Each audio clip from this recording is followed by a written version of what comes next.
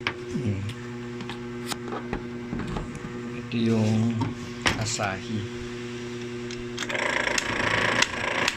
So umaandar siya.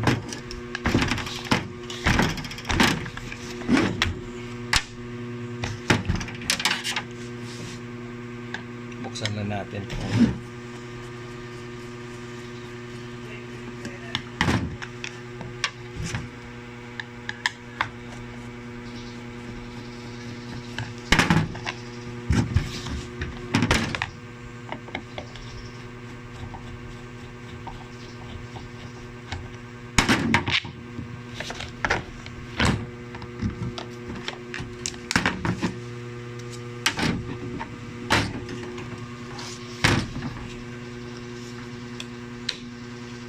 Gusto ko lang malaman kung umiikot siya.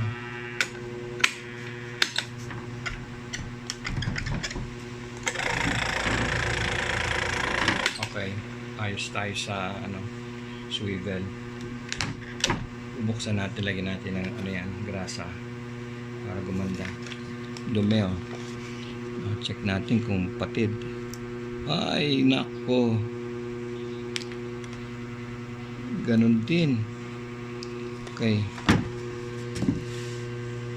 so ingatan natin, buo ang makina. Kailangan na natin matalian yan, pero dapat hindi nasusunog kasi. Sige, so to, puro conditioning lang to. Ingatan natin makina. Okay, so bawasan natin ang kalawang bago natin bunutin to.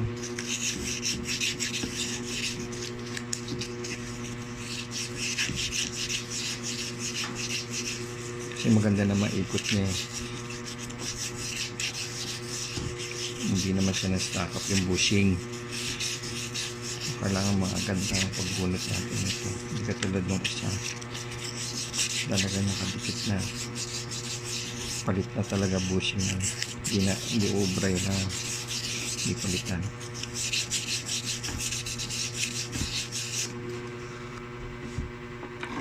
Okay,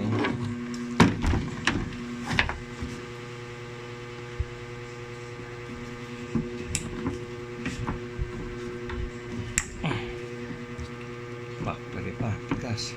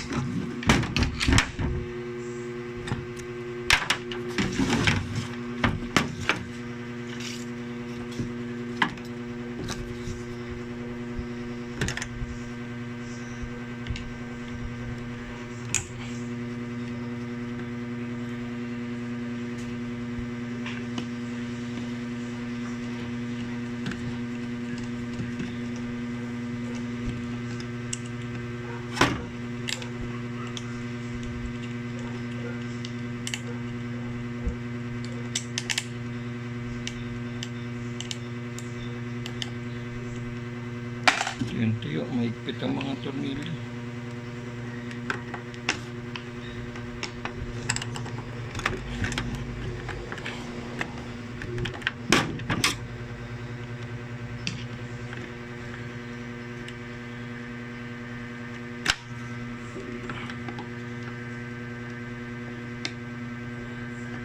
Ang tigas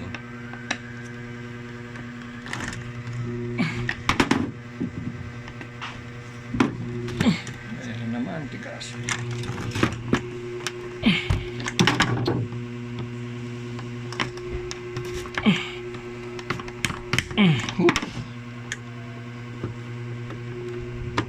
Parang bunong braso.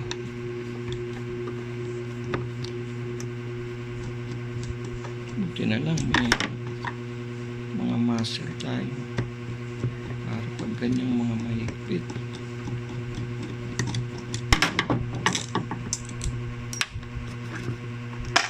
Okay.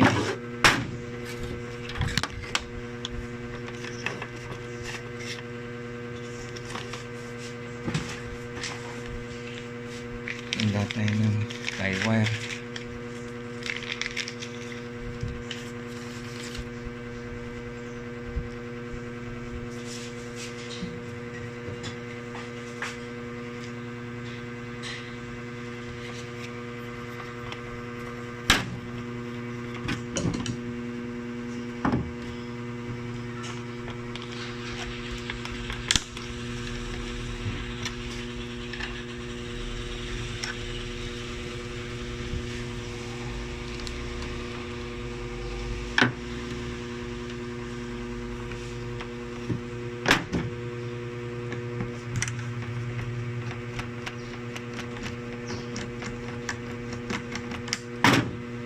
Paluwagin natin kasi bubunutin natin yung makina. Check-checkin natin itong capacitor.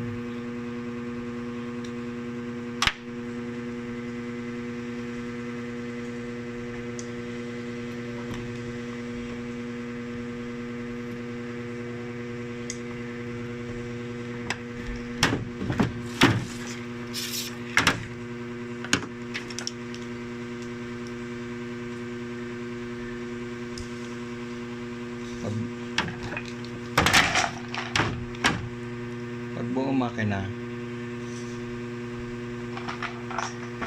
tulad nito, buong makina nito, ayan, may palong ganun, kita ba? Yun o, dyan mo malalaman yan kung buhay makina. Kita ba? Okay, so iingatan natin. Kaya nakahanda yan dahil delikado magbukas nito ng patid.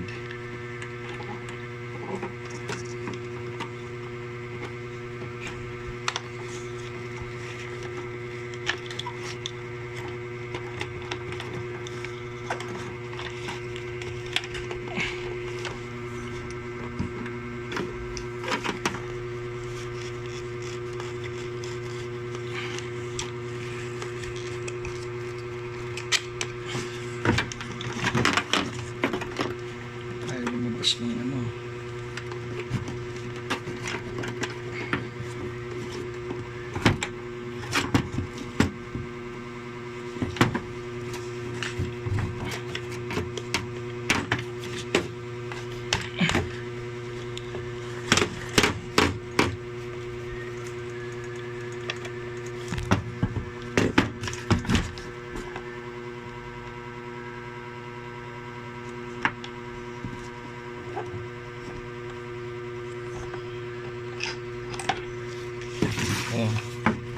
dumi ng ano, itim na itim oh.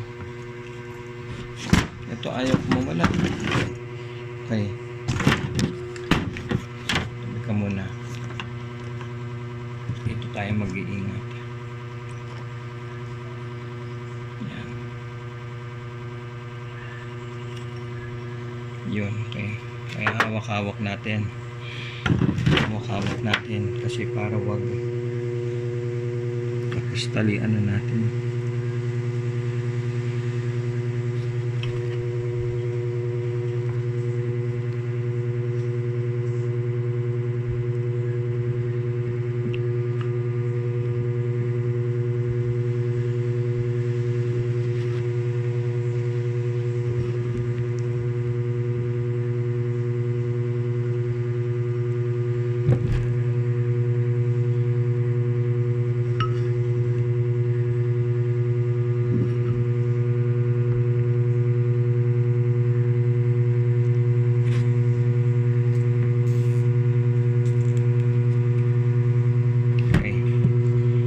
Secure na natin yung hindi siya basta malaglag. Okay, testing kung may nangyari sa kanya. Okay, wala, ayos. Okay, so ito madali lang to. Itong condition lang na yung shafting ng lagkit oh. Paano iikot yan? Ang tigas pati doon. So, cleaning lang natin mabuti to. Tapos yung gearbox. Tapos check yung capacitor. Hanapan natin ng paano malalagay yung bagong push button yung number 1. Okay. So, okay lang to. Bro, nalinis ko na tong shafting mo. Kaya lang may problema. Ang lalim. Oh, ramdam mo yung lalim ng tama. So, kailangan natin palitan tong shafting. Tsaka yung bushing. Oh, kangalawang na oh. Pero yung sarap okay naman. Tapos, meron akong mga spare na dito, buti. Tsaka pareho naman silang half moon. Oh. Ayun, half moon. Tapos sakto yung guard. Yung linya na yan. Tapos yung haba. Papalit ko lang. So, let me know kung go. Start naman tayo dito sa Hanabishi. Sobrang na-stack up na dumi. Oh. Naka-plastic, nakabalot na tong mga hindi pwedeng mabasa. Ayan. Linisan natin lahat yan. Magiging mukhang bago yan. Okay, so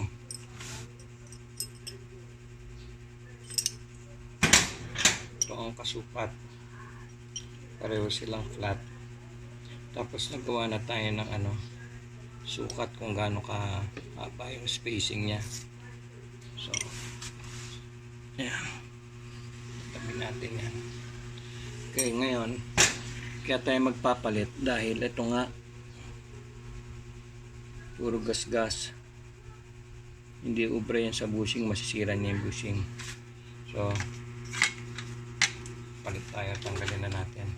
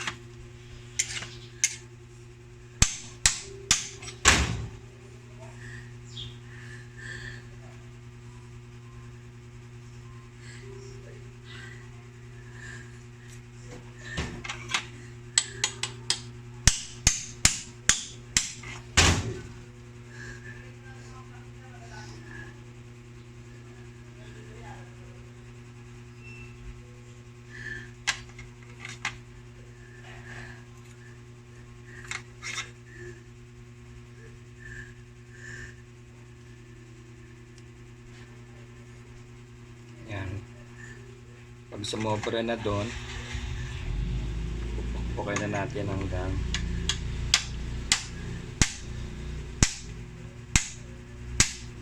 Yan. Oh, sakto na. Yan. Dilim ba? Ano yan? Sakto na haba. Napalitan na natin. Okay. Okay. Ito yung capacitor niya. 2UF. Magpapalit tayo kasi may na siya. Ang reading niya nasa ano lang. 3. Ay, nasa 30 point something, pero itong bago yun 20, tagpas siyang 20 18, pababa kasi yung ano nun. Ayan. Mahina na yun, palit tayo.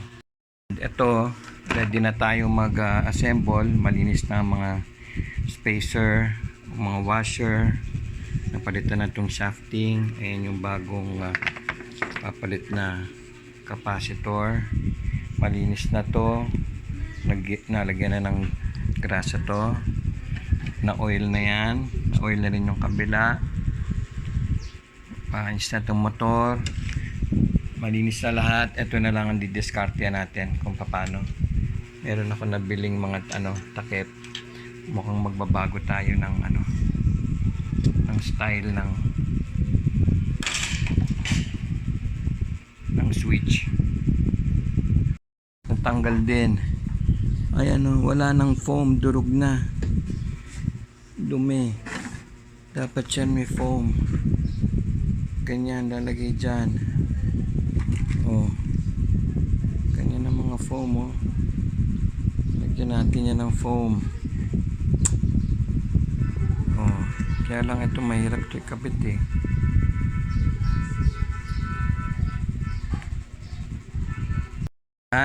Okay na. Balik na natin yung lamat din bumalik. Ayan. Matibay yun naman siya dahil meron siyang cross. Ayan. Okay. Wala nang gas-gas yan. Tulad nito. Gas-gas na yung loob tsaka yung gilid. Hindi obra yan. Pinapalit natin ng matibay. Okay. Assemble. Rin natin to kasi nandito yung pangsabit eh, ganyan dapat yan, baliktad oh. So tunawin natin, ayusin natin yan. Oh, paano? De ayos na rin tong Hanabishi. Oh, kompleto na ang buttons niyan, may design. Wala yung stand. Siyempre, meron tayong temporary stand. O, buo na lahat yan. Lahat ng pwedeng ayusin dyan. Number 1. Bago capacitor niyan. Kaya, number 1 pa lang. Ayos na. 2. 3. 1 ulit. Swivel. Pati gearbox ng pag-swivel niyan. Siyempre, pinasahan, nilinis. Baka matumba na to. Okay na yan. So, paano? Fantastic man strikes again.